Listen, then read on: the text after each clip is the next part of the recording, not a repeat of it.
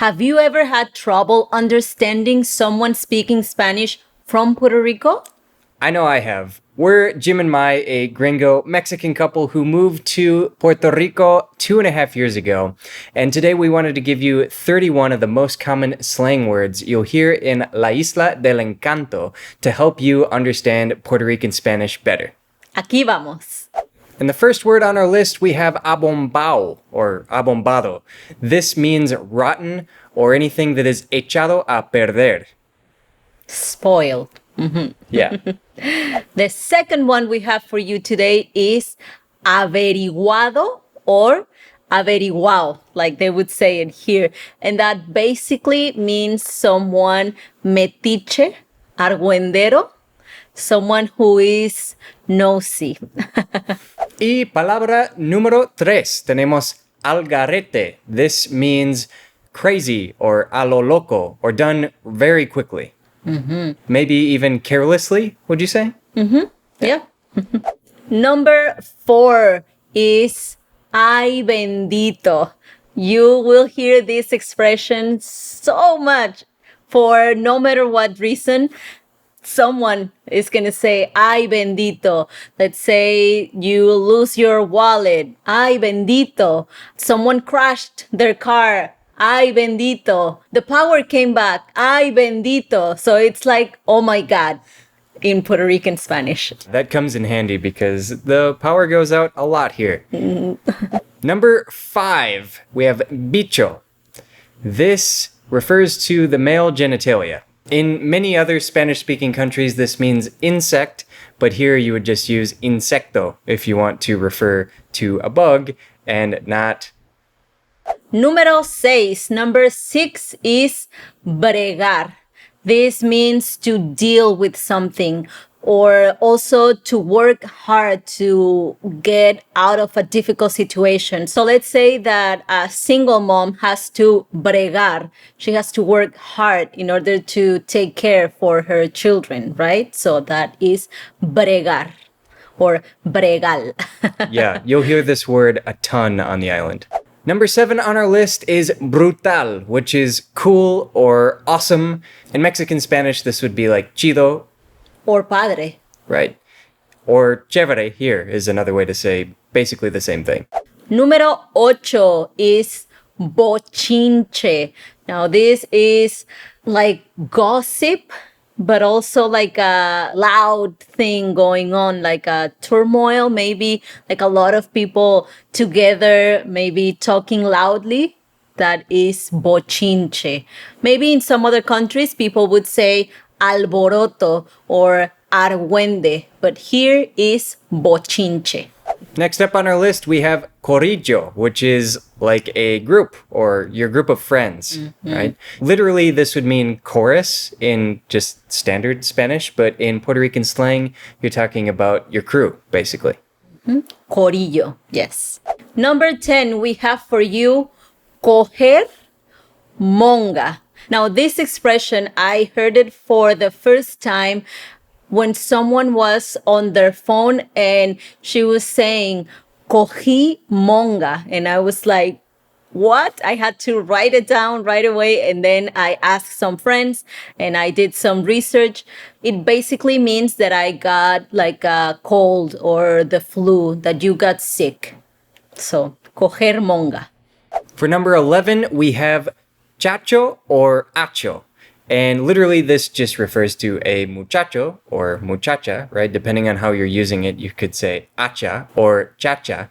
But this can be used to refer to a guy or a girl, or it could also be used as an expression of discomfort or to emphasize a phrase. So if someone told you maybe some bad news, for example, you could respond acho. So it's kind of like an uncomfortable reaction to the bad news or an expression to be like, oh, wow, that's heavy. Yeah, to express surprise too. The next one, number 12, is Chavos. Chavos here refers to like a penny, but in general, it means money. So Chavos or Chavos. I think there's that chavo prieto, which is the penny, the copper penny. It's like a dark penny, basically, would be the translation, but it can be used for coins or bills.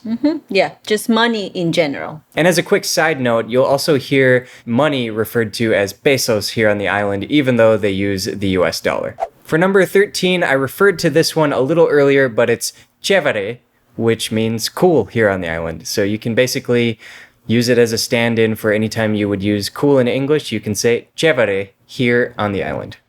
The next one, number 14, is Chavado or Chavao, which means broken or something that is not working correctly, or let's say that something happened to you, you're Chavao. Yeah, like you are not doing great. Yeah. Pretty much any word you hear in Puerto Rican Spanish that would normally end in an ADO is still spelled that way, but would be pronounced ow. This is most obvious in words that end in ado, ido, and edo, like pompeao, which you'll find a little later in our list here. For number 15, we have diantres, or as you'll hear it here, more commonly, diantre, which basically means diablos, or like damn it, or darn it. And you'll find it in any situation where you want to emphasize something. So it's kind of like hell. Yeah, so for example, if you wanted to say in Spanish, ¿Qué diantres fue eso? In English, you would say, what the hell was that? And you can also hear it in situations where something is really beautiful and you're surprised. You could say diantres. The next one, número 16, is embuste, which is mentira, which in English is a lie. Yeah. So if someone is telling you something that is kind of hard to believe, you can say embuste, like that's not true. That's a lie. Next up, we have estar por Jurutungo, which is to be far away. So here in this phrase, Jurutungo is a place that doesn't necessarily exist, although it does here on the island. There is actually a Jurutungo. We went on a hike there and there's like 7 waterfalls there. It's really beautiful.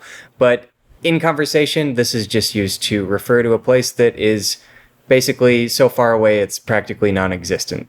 Moving on, the next one we have is Jartarse or Jartarse. Is that how they say it? Usually the R's turn to L's in Puerto Rican Spanish. Yes, so this means to eat a lot. So when you eat so much that you are full to the top, that's Jartarse. So that one makes me think of estar harto, right? That's to be full or sick of something, right? Yeah, it comes from that. It comes from the word that you would spell it with H instead of J, like they do here in Puerto Rico. So to be full, estar harto. Here it's just harto or jartarse. Number 19, one of my favorites, janguear. This is basically Spanglish, and they're using it to say to hang out. So janguear. It's like adding a Spanish verb ending to the end of an English word. Just in this case, it's spelled with a J instead of an H. And they would say jangueal. Right. Almost always with the R to the L sound. Moving on, number 20, we have mano. Sometimes you can also hear manin. Güey, ¿qué es lo que con este tigre que no floja la manguera? Dime, manín. This means basically like hermano, brother, or a close friend, right? Yeah. So, mi hermano, you can just say mano. Yeah, just like a short form of hermano. Number 21, we have majones, which are basically just jeans. Pantalones de mezclilla.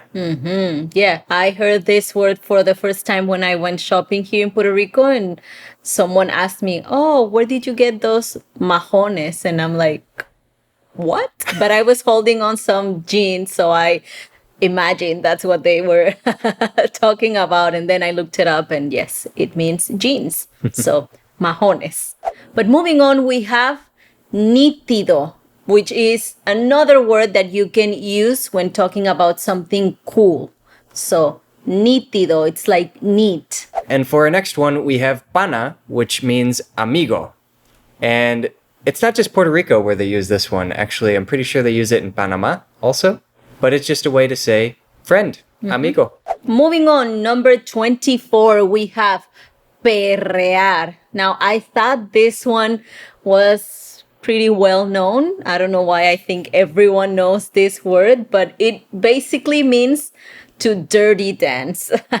Yeah, I didn't know what it meant before we moved here. And it's something you'll hear all the time in reggaeton music. I also thought it meant to twerk, which I guess to some extent it does mean that, but it's just to like dance fiercely, basically.